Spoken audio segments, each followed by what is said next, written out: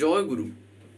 আজকের আমরা এই ভিডিওতে যে টপিকটার উপর আলোচনা করতে চলেছি সেটি হচ্ছিল এমনই একটা বিষয় যেখানে আজকে আমরা ইষ্টভৃতি করার আগে আমাদের এমন কি করা দরকার, কিংবা বলতে পারেন ইষ্টভৃতি করার আগে এমন কোন মন্ত্রটা বলা দরকার। আজকে আমরা সেই বিষয় নিয়ে কিছুটা বিস্তারিতভাবে জানার চেষ্টা করব। তো যাই হোক, আজকের এই আলোচনাটি এবারে আমি শুরু করার আগে আপনাদের কাছে শুধু একটি কথাই অনুরোধ করছি, ভিডিওটিতে আপনারা সম্পূর্ণভাবে যুক্ত থাকার চেষ্টা করবেন। আশা করি দিলে আজকের এই যেই টপিকটি আপনারা দিলে নিঃসন্দেহেই বুঝতে পারবেন। বাস্তবে ইষ্টভৃতি হচ্ছিল একটা এমন জিনিস যেখানে বলতে পারেন এটা একটা দৈনন্দিন কিংবা যেটা আমাদের প্রত্যহ করা দরকার। এটা একটা প্রাত্যহিক বলতে পারেন নিবেদন। এবারে এই যে ইষ্টভৃতি যে আমরা করে থাকি, বাস্তবে এগুলোরও তো বলতে পারেন এক একটা নিয়ম আছে, এক একটা ধাপ আছে, যা কেমনভাবে কি করতে হয় না করতে হয়। সহজ কথা বলতে গেলে যে ইষ্টভৃতি করার যে নীতিবিধিগুলো আছে সেগুলি আমাদের তাই জানা দরকার, যে ইষ্টভৃতি কেমনভাবে করতে হয়, ইষ্টভৃতি নিবেদন করার সময় কেমন ভাব থাকা চাই, কিংবা ইষ্টভৃতির মন্ত্র বলার সময় কেমন ভাব থাকা চাই, কিংবা ইষ্টভৃতি সম্বন্ধে আরও যে নানান রকম বিষয়। কিন্তু ইষ্টভৃতি করার আগে সেদিকেও তো আমাকে লক্ষ্য রাখতে হবে। বিশেষত যেমন দেখবেন, যখন ঠাকুরের যে বলা আছে না উষা নিশায় মন্ত্র সাধন, ধরেন এমন একটা সময় আমি উঠেছি যে সময়টা হচ্ছিল বলতে পারেন এখনো ঠিক তেমন ভোর হয়নি, কিংবা কিছুটা এখনো রাত্রি আছে, এমন সময়তে হয়তো দেখা যাবে ঘুম ভেঙে গেছে। এবারে ঠাকুরের নিয়ম অনুযায়ী, অর্থাৎ ঠাকুর যে কথাগুলি বলেছেন সেই অনুযায়ী দেখতে গেলে সেই সময় বসে নাম ধ্যান করা যেতে পারে, তাই না?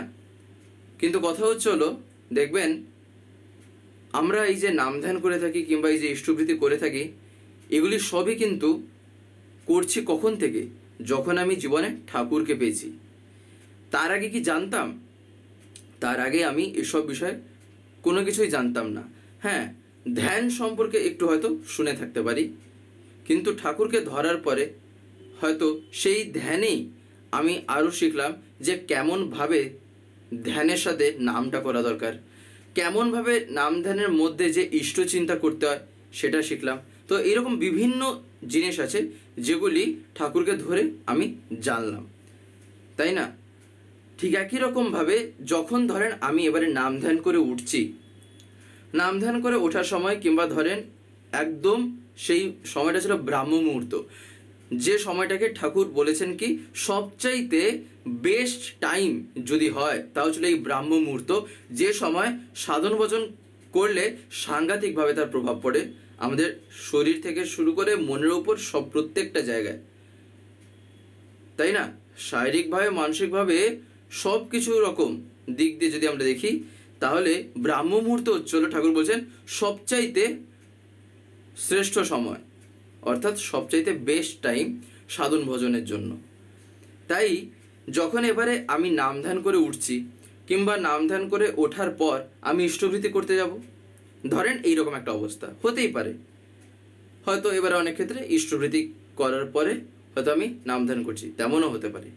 কিন্তু কথা হচ্ছিল যখন এবারে তাহলে আমি ইষ্টভৃতিটা করতে যাব, সেই সময় ইষ্টভৃতি তো আমি করব, ইষ্টভৃতির মন্ত্র তাও আমি জানি, জীবজগৎ জীবন কারণ বলে চলে গেলাম, নিবেদন হয়ে গেল। কিন্তু ঠাকুর দেখবেন আরও এমন কিছু কিছু জিনিস দিয়েছেন যেগুলি যদি একটা মানুষ পালন করে চলে, অন্ততপক্ষে যদি বলতে বলতে তার মধ্যে একটা জিনিস জাগে, সেক্ষেত্রে কি হয় না, সেই বলাটাই তার মধ্যে ফুটিয়ে তুলবে। ব্যাপারটা কি, যদি একদম সরল ভাষায় বুঝতে চেষ্টা করি, তা হচ্ছে হলো, দেখবেন আমরা যা বলি হুবহু কিন্তু আমরা করতে পারি না, একদিনে তো অসম্ভব, তাই না? সম্ভব তখনই যদি আমার বলতে পারেন চেতনাটা যদি ভক্তিতে একেবারে লীন হয়, সেক্ষেত্রেই সেগুলি সম্পূর্ণ কিন্তু বলতে পারেন এক্সেপশনাল। এক একটা যেমন ঘটনা ঘটে সেরকম সেগুলো কিন্তু এক একটা এক্সেপশনাল। তার কারণ ভক্তিতে কি থেকে কি হয় তা আজ পর্যন্ত কেউ কোনোদিন প্রেডিক্ট করতে পারেও নি আর পারবেও না। কারণ ভক্তি একটা এমন জিনিস, প্রত্যেকের মধ্যে তো আলাদা আলাদা রকম ভাবে আছে, আলাদা আলাদা রকম ভাবে তার ভক্তি। তাই যার যেমন ভক্তি তার জীবন ততটাই তরতরে, তার জীবনটা ততটাই আরো বলতে পারেন র্যাপিডলি, আরো স্পিডে এগিয়ে যাবে। তাই এবারে কথা হচ্ছে হলো, জীবনে চলতে গেলে আমাদের অনেক রকম জিনিস জানা দরকার, অনেক রকম জিনিস চরিত্রগত করা দরকার। তাই এই কারণে ঠাকুর কি দিলেন না শত অনুজ্ঞা। এই শত অনুজ্ঞাই আমাদের কিন্তু প্রত্যেকটা দিন আমাদের কিন্তু বলা দরকার। আর এই বলতে বলতে হয়তো দেখবেন এমন অনেক কথা বলবো সেই মন্ত্রের মধ্যে, যেখানে আমার কি হবে, অনেক কিছু আমি দেখতে পাবো আমি এগুলো করিই না, আমি এগুলোর ধারে কাছেই নেই। আমরা এই যে আলোচনাগুলো শুনছি বা দেখছি, একটা জিনিস লক্ষ্য রাখা দরকার, আমরা কি প্রত্যেক দিন এই ভিডিওগুলো পাই এই স্বস্তিতীর্থ থেকে বা চ্যানেল থেকে? দেখবেন আপনারা হয়তো অনেকে এমন আছেন যারা ইউটিউব খোলার পরে এরকম স্ক্রল করেন, দিলে আপনারা দেখতে পান। কিন্তু আপনাদের যদি ডেলি তার কথা শুনতে হয়, প্রত্যেক দিন যদি শুনতে হয় পরমপিতার কথা বা বিভিন্ন ঘটনা বা দর্শনের উপর আলোচনা, তাহলে আপনাকে তো চ্যানেলটাকে সাবস্ক্রাইব করে রাখতে হবে, যেটা অনেকে আমি দেখতে পাই হয়তো করতে জানেন না। বিশেষ করে যারা একটু বয়স্ক আছেন বা যারা মানে এতটা এক্সপার্ট নন মোবাইলের ক্ষেত্রে, তাদের কাছে আমি বলছি, আপনারা যদি না পারেন তাহলে বাড়িতে যারা ছোটরা আছে তারা এইসবে একদম পুরো মাহির, এক্সপার্ট, হাতের খেলা তাদের কাছে, তাদেরকে বলবেন, তারা করে দেবে। বলবেন সাবস্ক্রাইব করে পাশের যে একটা বেল আইকন আসবে ওটা প্রেস করে অল করে রাখতে। দিলে কি হবে, আমি যে ভিডিওগুলো আপলোড করব, আপলোড করা মাত্রই আপনাদের মোবাইলে নোটিফিকেশন চলে যাবে। নেট যদি অন থাকে তাহলে নোটিফিকেশন চলে যাবে যে ভিডিও আপলোড হয়ে গেছে। তখন আপনারা সেখানেই ডাইরেক্ট প্রেস করে ইউটিউবে ঢুকে দেখতে পারবেন। তখন আপনাদের ইউটিউব খুলে আর খুঁজতে হবে না, তাই না? তাই আপনারা যাতে প্রতিদিন শুনতে পান, তাই আপনারা এটা অতি অবশ্যই করে রাখবেন। যেমন ধরেন একদম প্রথমটাই ধরেন ঠাকুর যা বলছেন, আমি অক্রোধী। এবার হয়তো আমি বলছি, আমিও শত অনুজ্ঞা যখন পাঠ করলাম সে মন্ত্র আমিও বলছি আমি অক্রোধী। এবারে আমি বলার সময় নিজে হয়তো এটা অনুভব করছি, আমার মধ্যে যা ক্রোধ আছে আর আমি বলছি আমি অক্রোধী। হতেই পারে এইরকম মন হয়তো আমার কাছে এইরকম ভাবে প্রকাশ পেল ব্যাপারটা। সেক্ষেত্রে কি হবে, সেক্ষেত্রে যেন কোনো রকম ভাবে আমি যেন না ঘাবড়ে যাই, কিংবা কোনো রকম ভাবে যেন আমি সেটা বলতে পারেন ইনকমপ্লিট ছেড়ে দিই। এই কারণে কথাটা বলা, তার কারণ ঠাকুর একদিন বলছেন এমন অনেক জিনিস আছে যখন আমি তা বলতে অভ্যাস করব, বলতে বলতে তখন আমার মনের মধ্যে এমন একটা সময় দাগ কাটবে, তখন আমার মাথায় আসবে আমি বলছি আর আমি এতক্ষণও আমি করিনি এটা, আমি এখন এটা চরিত্রগত করতে পারিনি। তখন মনে ভাব জাগবে। যেমন একটা সিমিলার কথা ঠাকুর একবার নাটক নিয়ে বলেছিলেন। অর্থাৎ ঠাকুরকে একদিন একজন বলেন যে ঠাকুর অনেকে আছে আপনাকে ধরে নাটক করে, অর্থাৎ মানে লোক দেখানোর জন্য যে একটা ব্যাপার, সেই রকম অনেক আছে নাটক করে। তখন ঠাকুর তাকে বলছেন এই নাটক একটা এমন জিনিস, যদি তার একটু ভালোবাসা থাকে, সেই ভালোবাসাই এই যেই নাটক, সে যেই নাটকটা করছে, তখন একটা দিন এমন আসবে তখন সে ভাববে আমি যে জিনিসটা এত কষ্ট করে নাটক করে করে করছি, আমি কেন তা চরিত্রগত করে ইজিলি কেন আমি করব না? তাই না? দেখবেন একটা জিনিসকে অভিনয় করা, নাটক করাটা কিন্তু কষ্টকর ব্যাপার হয়। অভিনয় করা তো সহজ কথা কিন্তু না।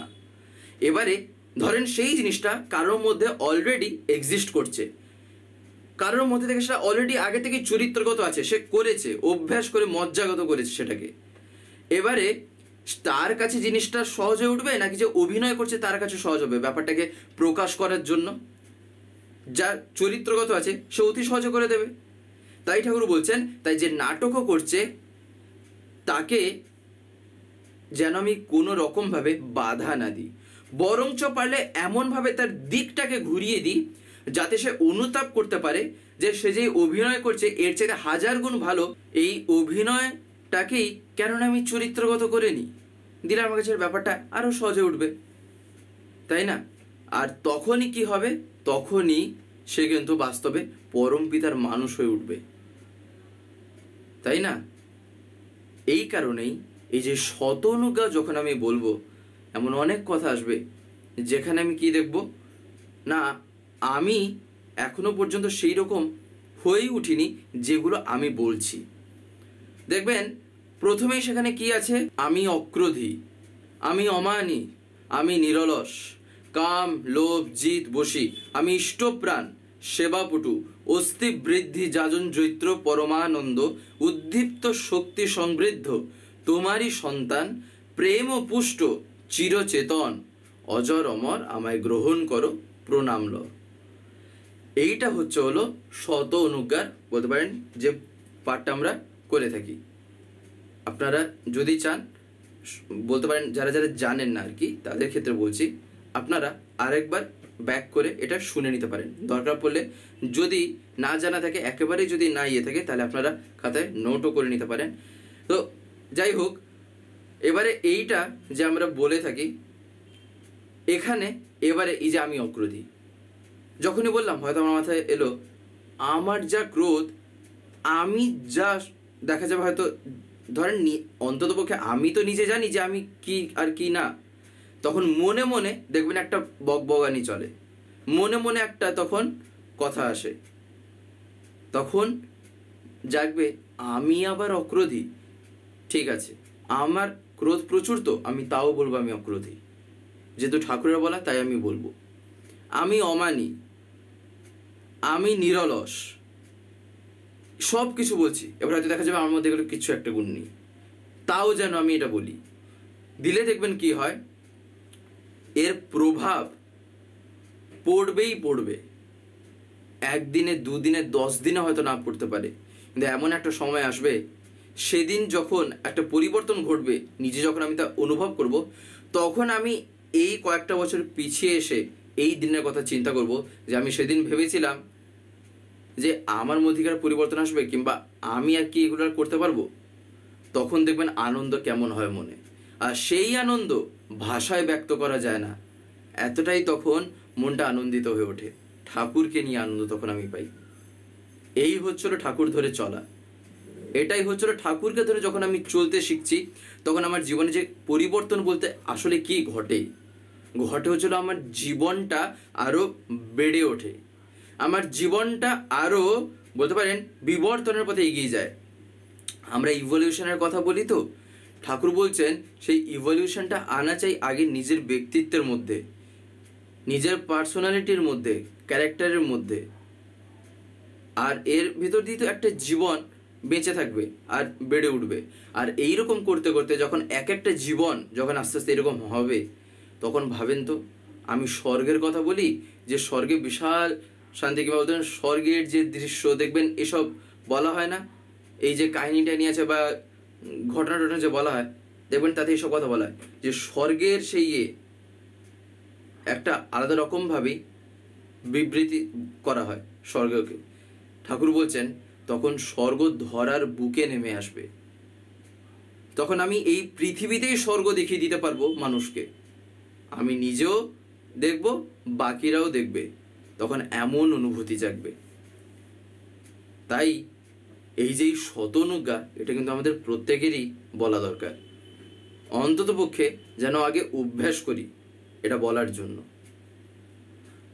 এই শত অনুজ্ঞাতেই একটা জিনিস আছে যেটা খুবই ভাববার বিষয়, তা হলো এই আমির অহং, এই নিয়ে দেখবেন ঠাকুর বেশ অনেক জায়গাতেই বলেছেন, এই যে আমির অহংটা থাকা ভালো না, যে আমি এটা করছি, আমি সেটা করছি, আমি এটা, আমি ওই রকম, বা আমার এই রকম আছে।